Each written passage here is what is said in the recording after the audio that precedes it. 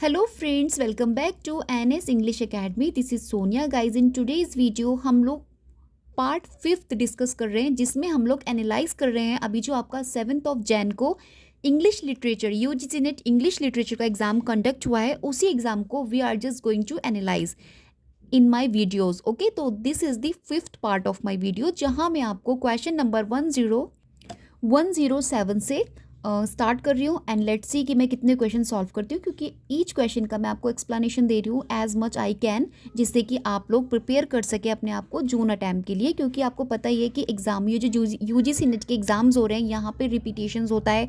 जितने भी chronology matchings में आपसे क्वेश्चन पूछे जाते हैं, मेजर जो वर्क्स होते हैं वो रिपीट होते हैं एग्जाम में, राइट. सो प्लीज़ मैं आपको चाहती हूँ कि आप अपकमिंग यूजीसी नेट जून अटैम्प्ट के लिए प्रिपेयर कर लें, अपने नोट्स को इनरीच कर लें.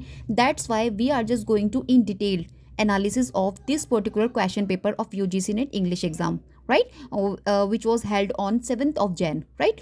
So basically 107 क्वेश्चन से स्टार्ट करते हैं एंड यहाँ पे पूछा है who among the following illustrated the work of Thomas Gray and Thomas Robert Blair. Thomas Gray and Robert Blair के वर्क्स को कौन सा ऐसा ऑथर है जिसने इलस्ट्रेट किया है. So answer we have William Blake. Remember the answer to this question William Blackie.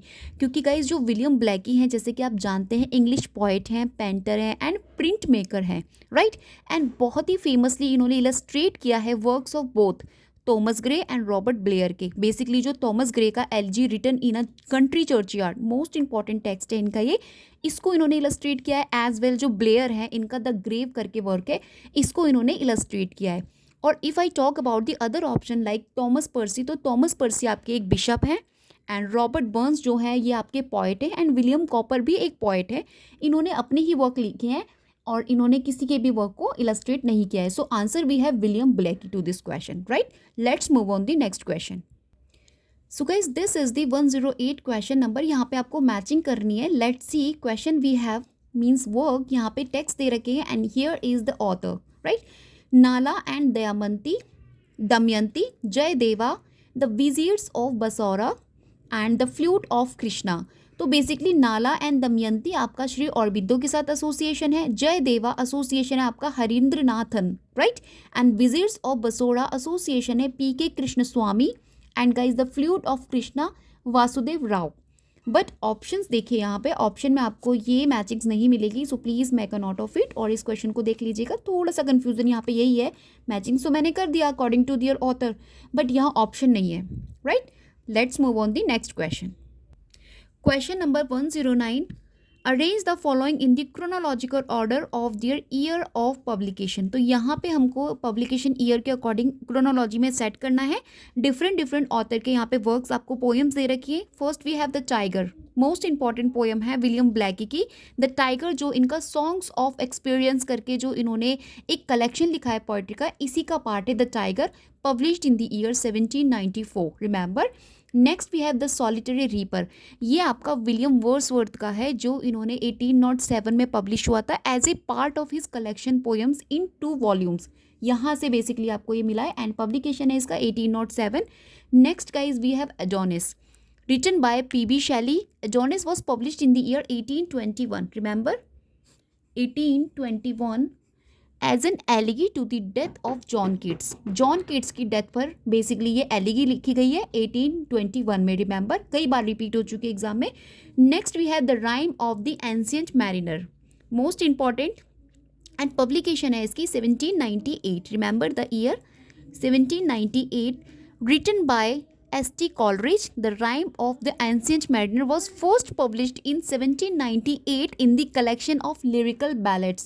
जो lyrical ballads जिसमें इन दोनों ने Wordsworth William and S.T. Coleridge दोनों ने मिलकर इसमें अपनी पोएम्स को पब्लिश कराया था. उसी के अंदर बेसिकली जो लिरिकल बैलेड्स है उसी का पार्ट है आपका the rime of ancient mariner, right. And next we have ode to autumn. इसका पब्लिकेशन है 1819. Remember, written by John Keats. Ode to Autumn was published 1819 in his collection of poems, right. So basically the tiger हमारे पास 1794 William Blake का, solitary reaper आपका 1807 William Wordsworth का, 1821 P.B. Shelley, Adonais. The rime of ancient mariner 1798 S T. Coleridge and ode to autumn 1819 John Keats. Hope अब इसको आप set कर लेंगे according to chronology. Let's move on the next question. So guys question number 110, यहाँ पे आपसे from which poem are the following lines extracted. तो यहाँ पे आपसे बेसिकली पोएम की लाइन दी गई है एंड आपको पूछा है कि कहाँ से आई है।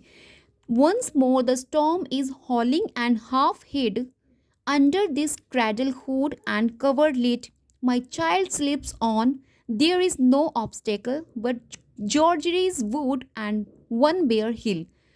सो बेसिकली ये जो लाइन्स है आपकी पोएम से ली गई हैं, W.B. येट्स ने लिखा है about his hope and prayers for his new born daughter in a world that seems full of conflict and uncertainty. तो यहीं से ये लाइन आपको मिली है, a prayer for my daughter, right. यहाँ से आई है, which was written in the year 1919। Remember W.B. Yeats ने लिखा है and concern for his daughters for future in the aftermath of world war first and the ट्यूबर आप बोल सकते हैं turbulence of the time. So यहाँ पे ये सभी चीज़ें मेंशन की गई हैं पर्टिकुलर इन दिस लाइन्स में, written by W.B. Yeats, a prayer for my daughter, right. Let's move on the next question. This is the next question 111। यहाँ पे भी आपको अरेंज करना है फॉलोइंग वर्क्स को in chronology sequence their publication, right. So first we have Matthew Arnold culture and anarchy. Repeat होता है, many time repeat हो चुका है in previous exams of your UGC NET के एग्जाम में। एंड इन इसका जो ईयर है पब्लिकेशन है वो है 1869। रिमेंबर 1869। ये एक इन्फ्लुएंशियल वर्क कंसिडर किया जाता है मैथ्यू आर्नल्ड का, जिसमें इन्होंने डिस्कस किया है the concept of culture in relation to society and the role of individuals with in it, right.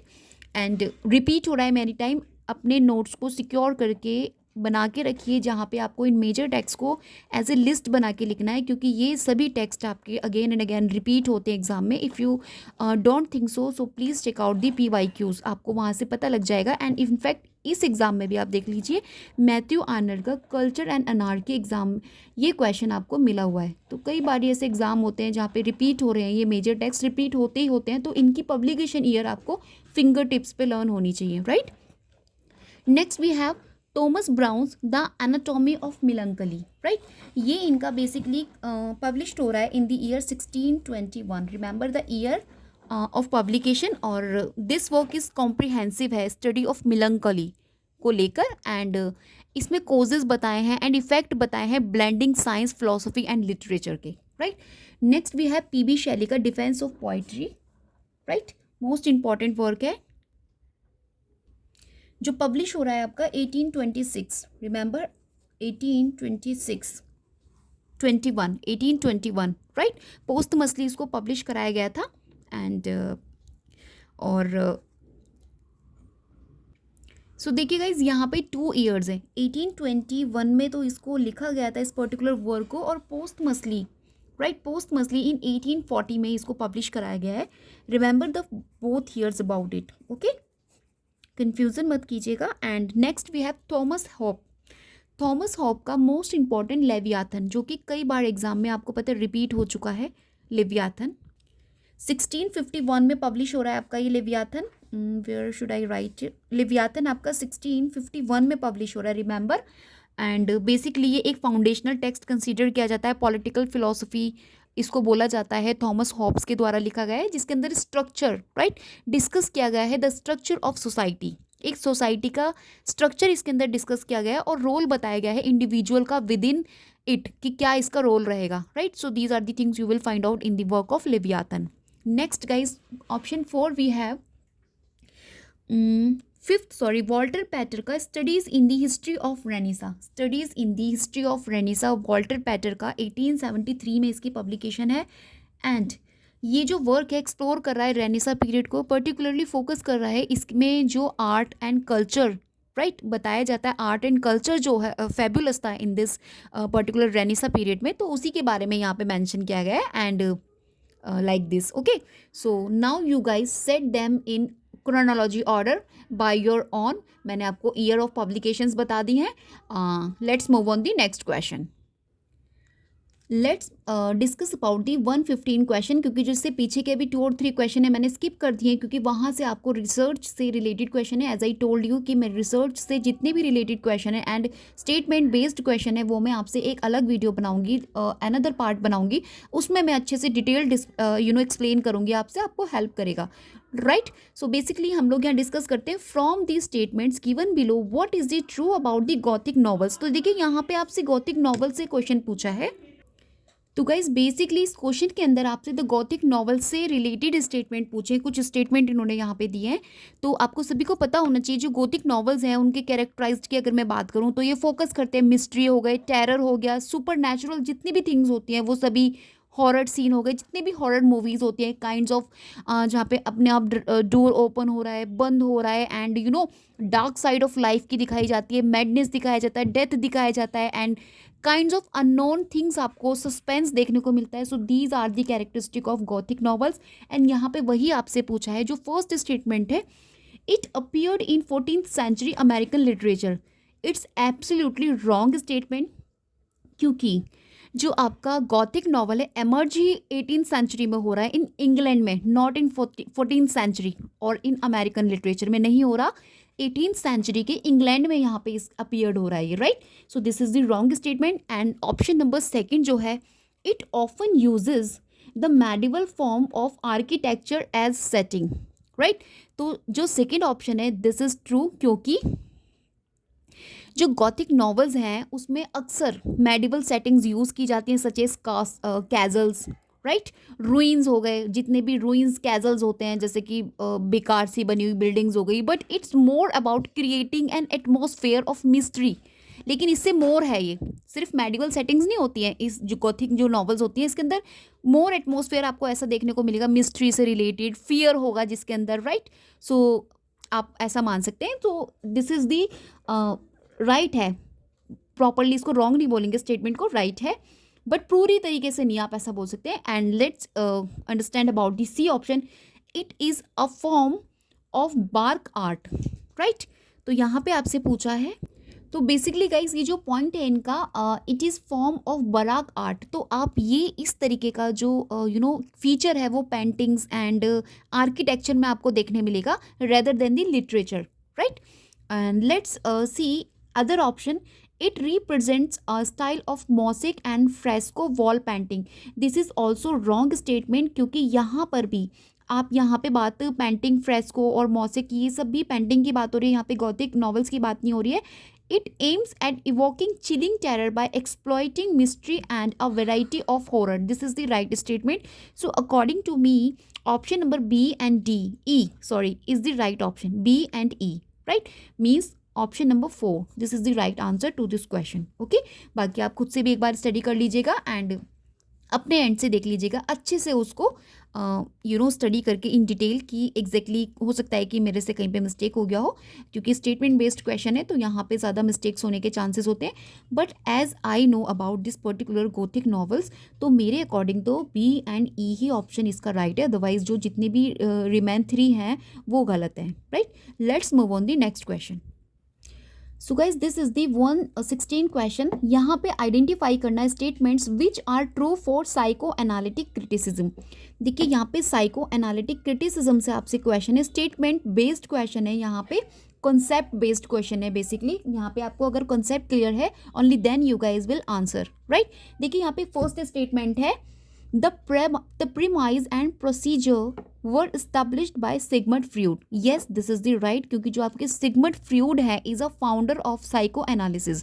There is no doubt जो Sigmund Freud है वो psychoanalysis के फादर कंसिडर किए जाते हैं, एंड क्योंकि उन्होंने डेवलप किया है its principles including the role of unconscious mind, repression like control करना, and dream analysis which later influence psycho analytic criticism in literature, हम लोग जानने लगे। तो सो this option is absolutely right, option number 1.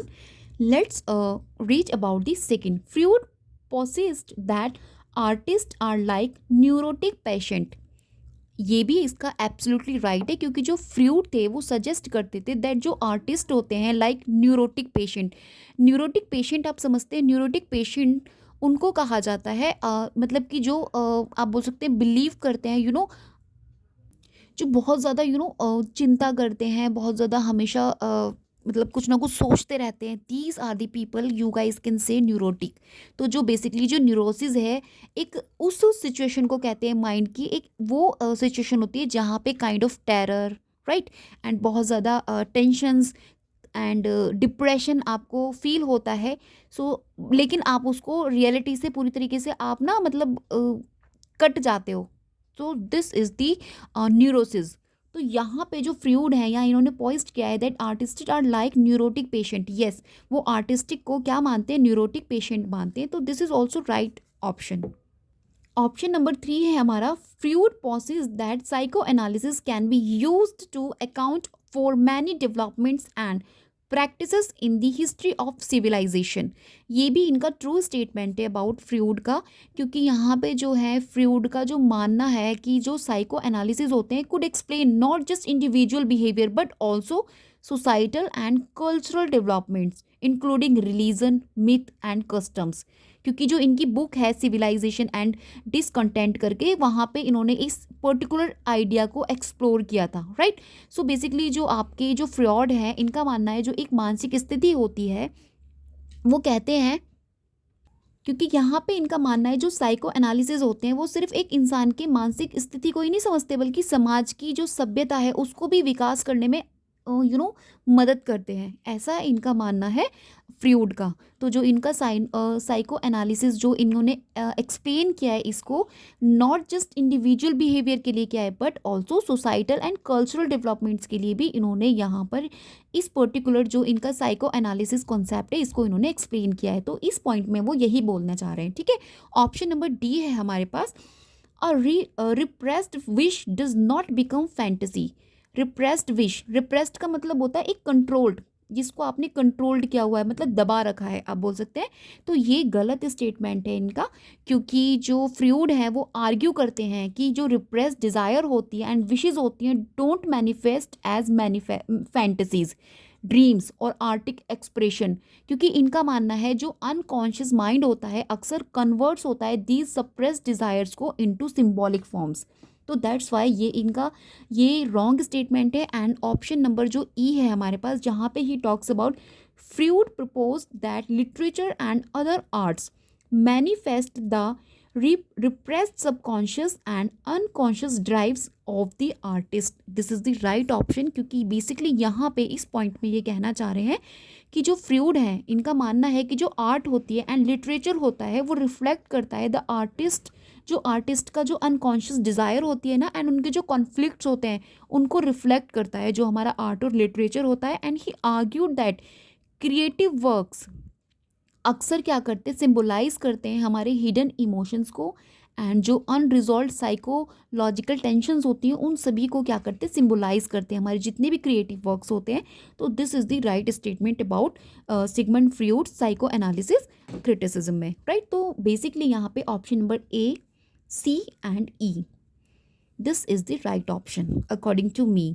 So guys जो Sigmund Freud है most important psychoanalysis हैं, analytic हैं, एंड इनको स्टडी करना बहुत मोस्ट इंपॉर्टेंट है, क्योंकि यहाँ से इस तरीके से आपसे कॉन्सेप्ट बेस्ड क्वेश्चन पूछे जाते हैं।